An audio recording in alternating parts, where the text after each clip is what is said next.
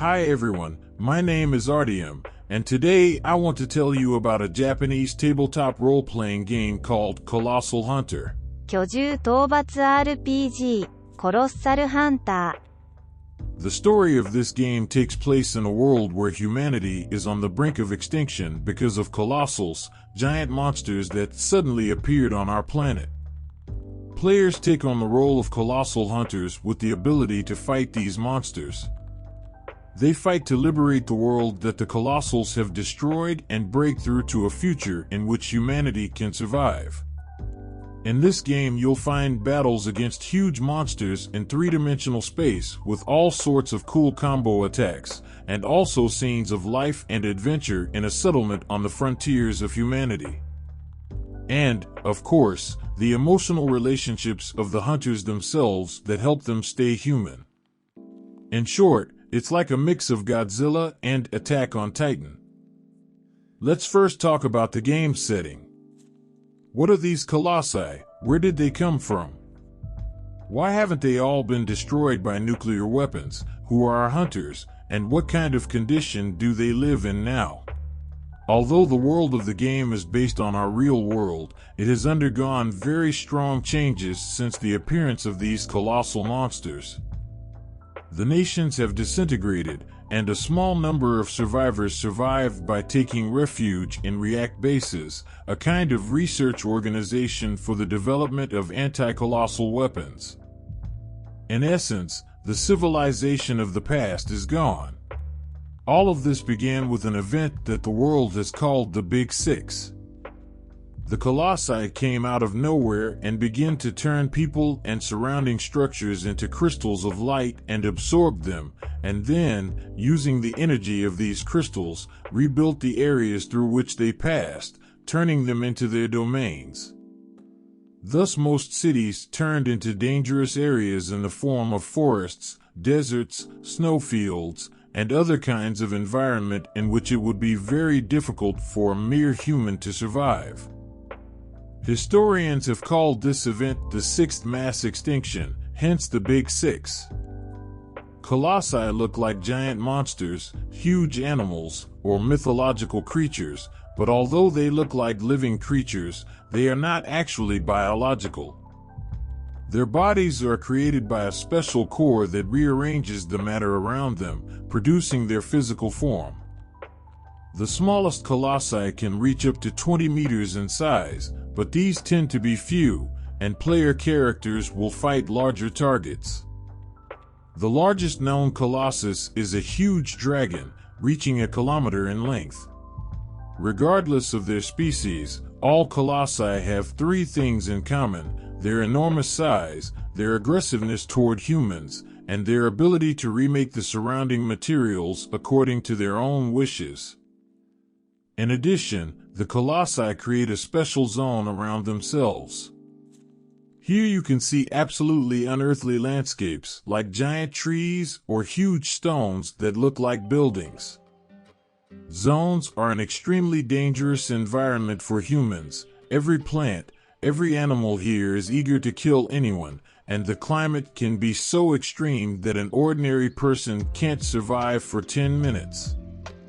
And the closer the hunters get to the colossus, the more aggressive the zone becomes. The most popular theory as to why colossi suddenly appeared is the theory of the will of the earth.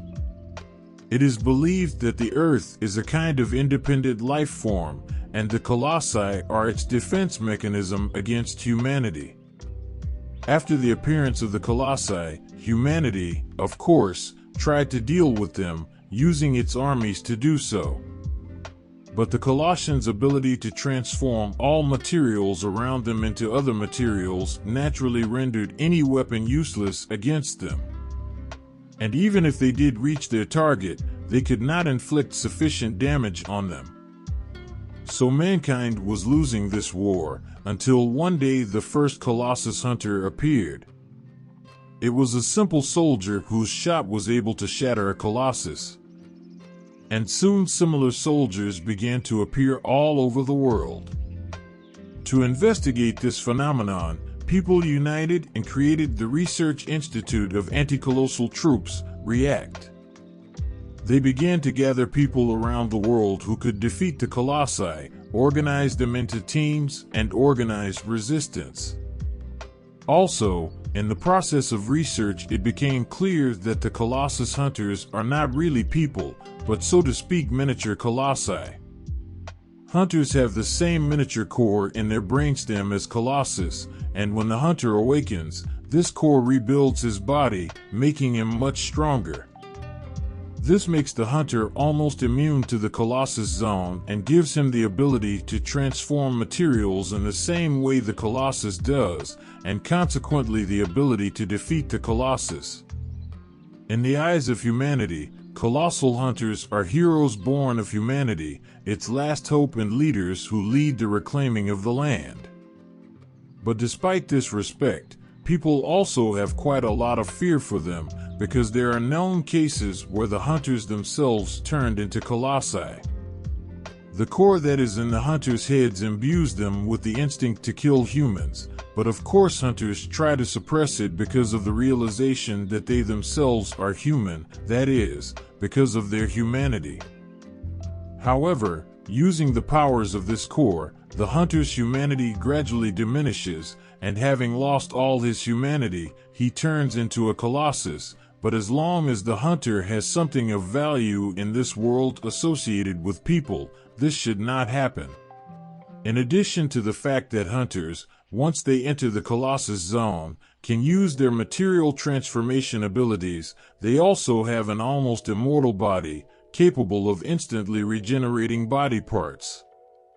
The important thing is that they don't get their brains bashed in, which is where the core is located.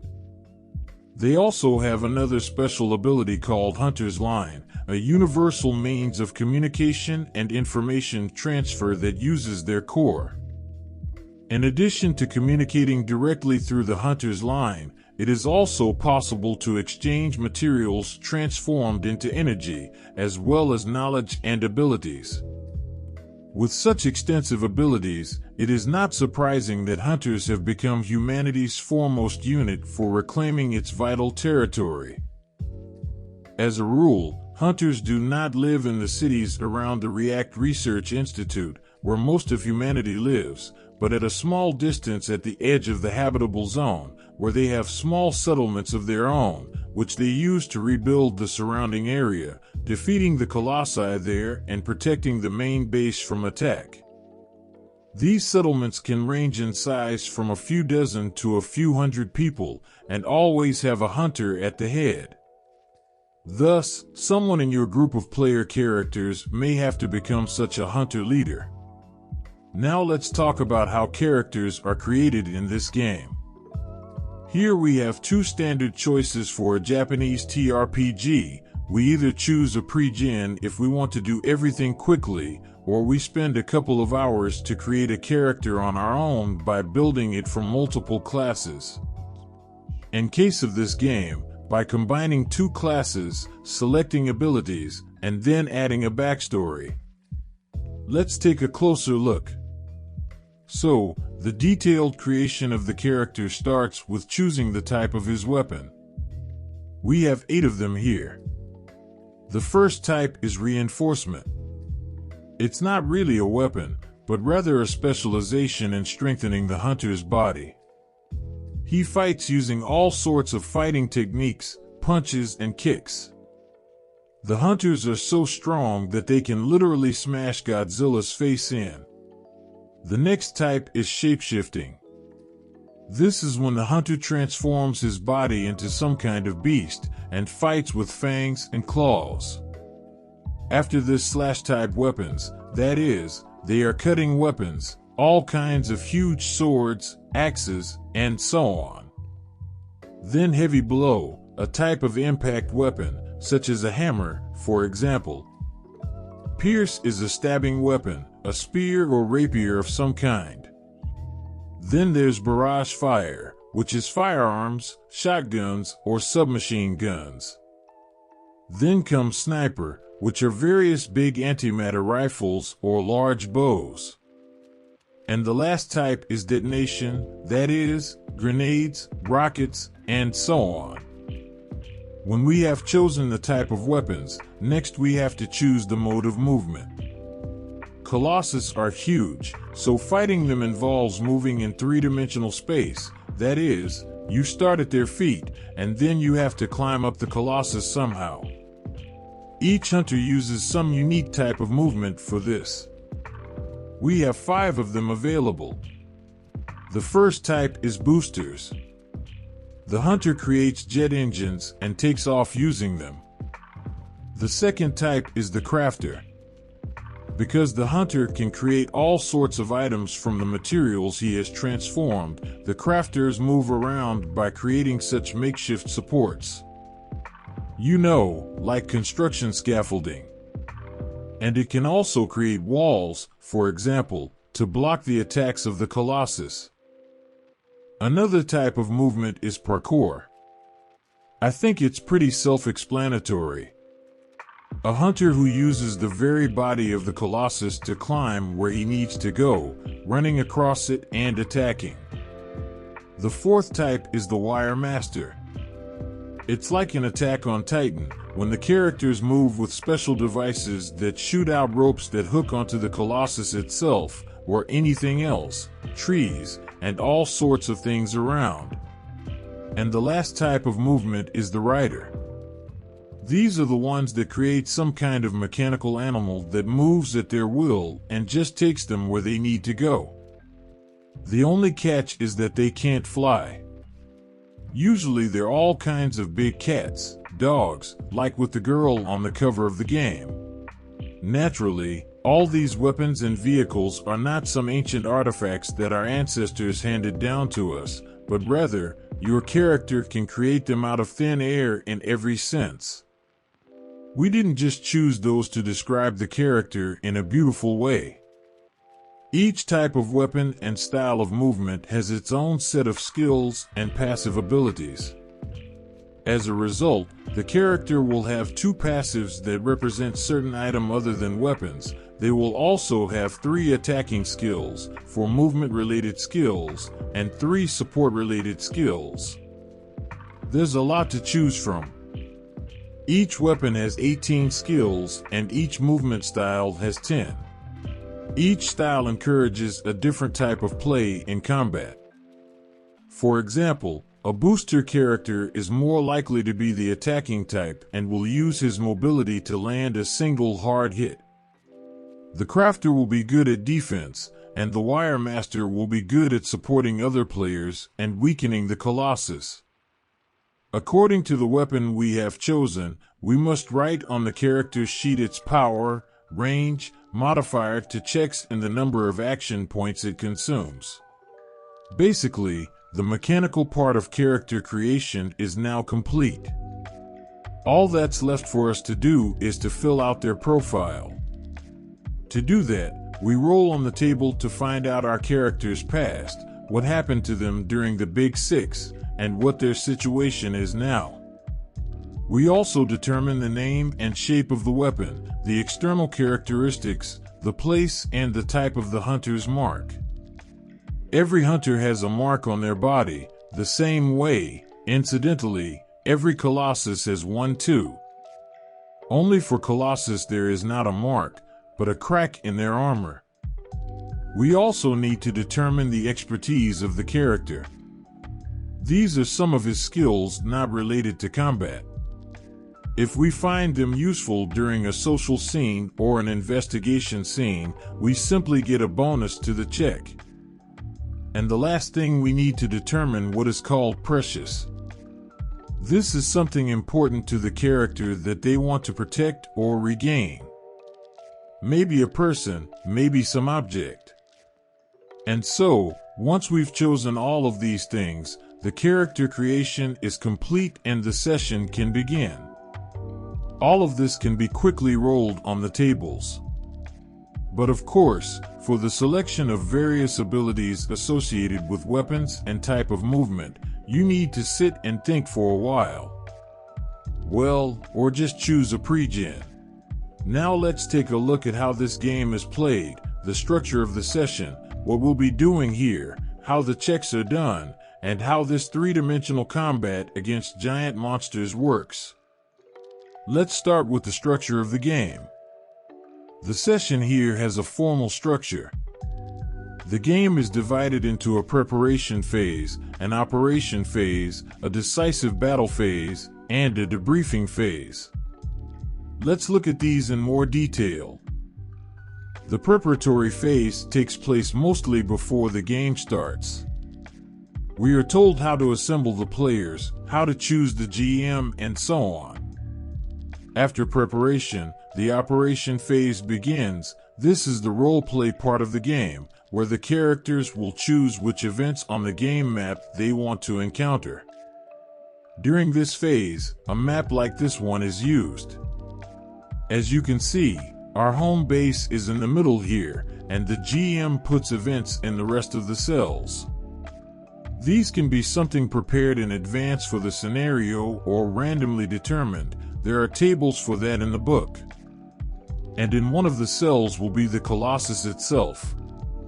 Events are the various actions that hunters can choose to perform during this operation phase, because the hunter's task, after all, is not limited to just fighting the Colossus, but also includes contributing to base development, helping residents in need, and conducting reconnaissance of the Colossus before combat. There are 4 types of events to accomplish this: preparation, investigation, reconstruction, and daily life. By participating in these events, player characters will receive bonuses, called prizes, to help them prepare for the final battle. The prizes that hunters can get for completing events are materials. They are needed to use many of the abilities.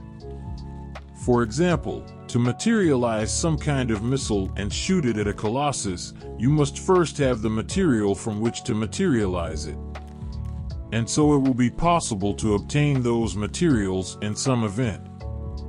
You will also be able to get consumables. These are a kind of items with one-time use, which will be useful either in the operation phase or in the final battle. You can also gather information about the Colossus and learn about some of its weaknesses. Or you can develop the base. This will also give you a choice of several bonuses. For example, action points increase, which are used to perform actions in the final battle, or you will build some mega weapon that can strike one time in the final battle.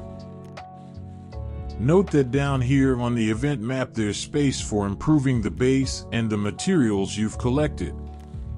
There are 4 types of materials here. Well, think of it like bronze, silver, gold, and platinum coins in some fantasy game. They can be converted to each other.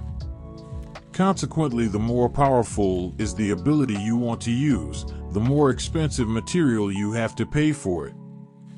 The gameplay itself in this phase looks like this. Each hunter can do one action. That is, participate in one event per period. A period is like a round in battle. When everyone has done an action, the period ends and a new one begins. As a rule, the game has 2 or 3 periods before the final battle. Basically, first the player decides where they will put their character marker on that map. And then the scenes begin to play out one by one. The GM describes the scene and, together with the player character, they play it out. The scenes themselves, of course, can vary greatly depending on the type of the event. Maybe you're out there going into a dangerous area to retrieve materials, or you're heading out to help one of the settlers, or you're just enjoying unspoiled nature. Or, for example, you might get another hunter to join your mission, persuade or intimidate him. But whatever the case, at the end of the scene you'll need to perform a check. This is done with a 3d6 roll, and you need to roll more than the difficulty set by the GM to succeed. The base difficulty for the check is 10. If you roll 16, it's a critical success. And if you have a roll of 5 or lower, it is a critical failure. After failure, it may happen that the Colossus will, for example, begin to move and attack some neighboring square. and in case of critical success, the character will get an additional reward.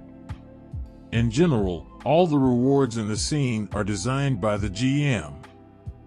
So if you, for example, want to sugarcoat the pill, you can also give some kind of reward even for a failed check, or maybe, on the contrary, some very tough event will end with the loss of some resources for the characters.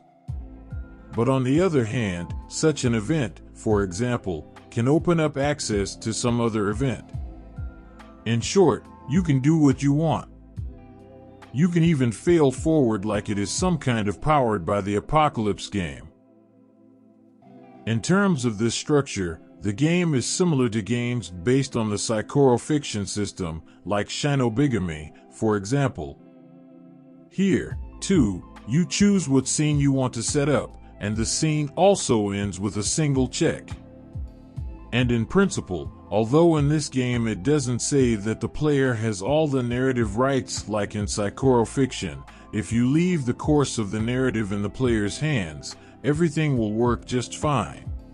Oh, and by the way, speaking of resources that can be gained or lost, the character also has another resource, which is his humanity.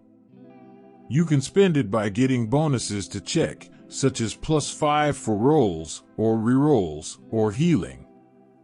If you spend too much humanity, you can either regenerate it at the base or increase it by getting extra precious. Precious are also gained by participating in events or perhaps according to the role-playing that took place in the scene. The more precious you have, the more humanity you got. Precious, by the way, persists after you finish the game and increase your humanity, so it is one of the ways you can develop your character. If several characters are involved in a scene, then one of them will do the check, and the other can assist him. It not only provides bonus for the check, but also strengthens their relationships. And it's not just some ephemeral feelings for each other, it actually strengthening the hunter's line, through which hunters can exchange materials, knowledge, and so on. And if the hunter's line reaches its maximum strength, then the character gets an extra action point for combat. That is, this is the mechanism for encouraging interaction between characters and for multiple characters to participate in events. After players have completed their 2 to 3 periods, have prepared, researched the Colossus, stockpiled materials, and are ready to fight, the combat takes place. The combat progresses in rounds, and each round is divided into several stages. First of all, at the beginning of the battle, the GM must show the players a map of the Colossus. This is a 3-dimensional map consisting of several areas, which will be used to represent scenes in the battle, when the hunters will use 3-dimensional maneuvers to fight this giant Colossus. All this time in the background, the Colossus maps appeared from time to time. Let's take a closer look at what's here. As you can see, the Colossus itself is always in the center of the map, and its body is divided into several zones, that is, arms, legs, head, and depending on which kind of Colossus it is, it will have different body parts. During combat, hunters will seek a favorable position to destroy some part of the Colossus that is carrying out the attack, or to destroy the main core, which is its weak point. Where it says number 2, that's a melee zone. This is usually where the characters that fight with melee weapons will be located. Where the number 3 is written, that's the ranged area. This is where characters who use long-range weapons will tend to stay. I think that's pretty clear. The areas that are close to the main body of the Colossus are the melee areas, those that are farther away are the ranged areas. These numbers on the sides of 1, 2, 3, and 4 are altitude. The lowest zone 1 is on the ground, and the rest are in the air. And as you may have noticed, the Colossi can occupy different zones. For example, some are not on the ground at all, but rather float. In addition, they can also vary slightly in size. Some occupy more zones in height, some less. But as a rule, they are 3 zones high. This is how the process of combat looks like at the gaming table. I stole these pictures from Twitter. If you're super cool, you can even make a real 3-dimensional map like this dude's. If you look closely again at the map of the Colossus, you'll notice that some parts are labeled with symbols. Each part consists of 2 health bars. These are the shell and the core.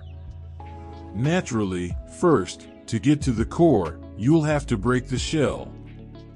And the symbols that are written on the parts there mean that they have some special features. For example, if there's a letter G, it means that it's a protective part. It protects the main core, and if you attack the core, in fact all the attacks will hit that part instead. If the letter C is written there, that means that this is where the subcore is, and if you break all those cores, you get super cool material that you can then use to buy improvements for your character, and things like that. Anyway, when everyone has had a look at the Colossus map, it's time to deploy your characters. You usually start everyone on the ground in the area of your choice. But if, for example, in the previous phase of the game you made preparations by playing some events, you can, for example, attack the Colossus immediately from above. After everyone has set up, the GM announces the threat of genocide. Genocide is the Colossus' most powerful attack, capable of smashing characters with a single strike. But naturally, it doesn't happen at the beginning of the round, but at the end. The Colossus has several such powerful attacks, and each round he uses the next one on the list. Imagine it like in video games, when the boss telegraphs some sort of deadly attack and you have to dodge it. The interesting thing here is that the GM tells the players which part of the Colossus will perform that attack. For example, if it's a dragon, it might swing its tail and smash everyone around it. And the GM also tells the area of effect, that is, not the specific area on the map, but the impact radius of this attack, but he does not actually tell the specific target area. This is done to create an incentive for players to attack the actual part that performs the genocide during the round, rather than just always focusing on the core. In addition, the GM will also determine targets for Colossus' secondary attacks on some of the characters without telling the players. The more characters, the more secondary attacks, and when the targeted character gets the right to move, he will first have to try to dodge that attack, and only then perform his actions. After all this is done, the GM announces the player action phase. Here hunters will use their actions, moves, support, and attacks to attack the Colossus and dodge its attacks. All actions will require you to spend your action points, and some may require the use of materials. The great thing about action points is that a character's last action can drive them into a negative. This encourages players to tactically distribute their actions in the round, so that by moving to the desired location and using various support actions, they have as few action points left at the end as possible, and at the end they can use an expensive attack that will lower their action points to below 0. So if, for example, you have 12 action points, but you did everything right, your action budget for that round might come out to 16 points. Generally speaking, the action phase of the characters begins with them determining who moves first.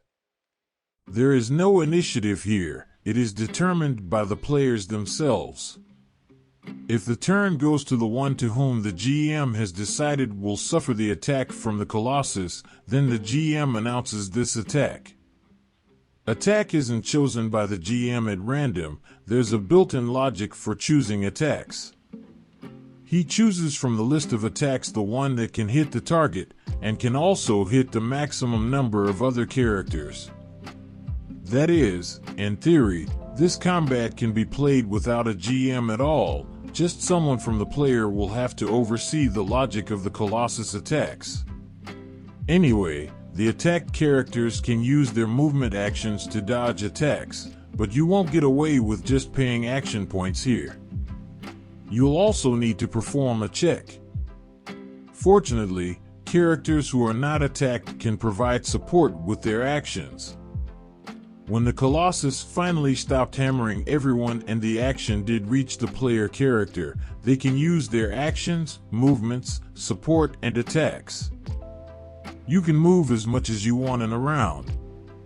Naturally, movement is used to get to the right section of the Colossus or, for example, to climb higher and use an attacking skill, which gets a bonus from the altitude. Support skills can also be used several times, once for yourself and the rest for other characters. But an attack can only be used once per round. Well, that is, as a rule, it is the most expensive action that you will use at the end, when you got to the right position and received all sorts of buffs from your support and from other player characters. The attack is performed with the usual 3d6 check against difficulty, and the damage inflicted equals the attack power of the weapon plus the attack power of the skill used plus all sorts of boosts from support. Also, some attacks, for example, may include a mandatory move to some area after the attack is executed or other conditions. Naturally, the attack has a critical success and critical failure rules. You'll either do double damage or nothing at all and waste extra action points. There is also a use for the character's humanity, as always you can reroll dice, increase the results, but in combat you can also accelerate and make an extra attack per round. In addition, characters have the ability to build a chain of attacks. If they perform 3 successful attacks, they can inflict infinite damage. Yes, infinite damage, it's actually written with an infinity symbol. Basically, you just blow up some part of the Colossus. That is, during the battle, it is desirable that everybody not just do whatever they want, but concentrate their efforts and do combos. By the way, if you break any part, the characters get extra materials that can be used for their cool abilities. So that's how everyone takes their turns to move around and attack parts of the Colossus. And this goes on until everyone has taken their turn. But wait, if you're badass players, you can use advanced combat rules. In those, the characters don't go in turns. And you can switch between characters after each action. That is, for example, first character moved, the second used support on him, then the first one moved again, then the third character did something, then the second again, first again, third again, and so on. Basically, you can achieve better results, but all this coordination of actions takes extra time. But if you have a group that likes this kind of intense combat, then it would be great fun for them.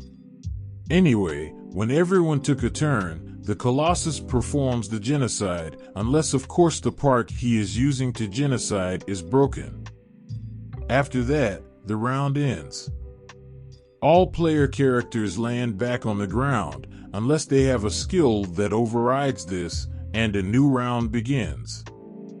Combat continues until either the players defeat the Colossus by destroying its main core, or the player characters escape, or all hunters are defeated. Speaking of defeating the hunters, all parts of the Colossus have life points, but player characters don't.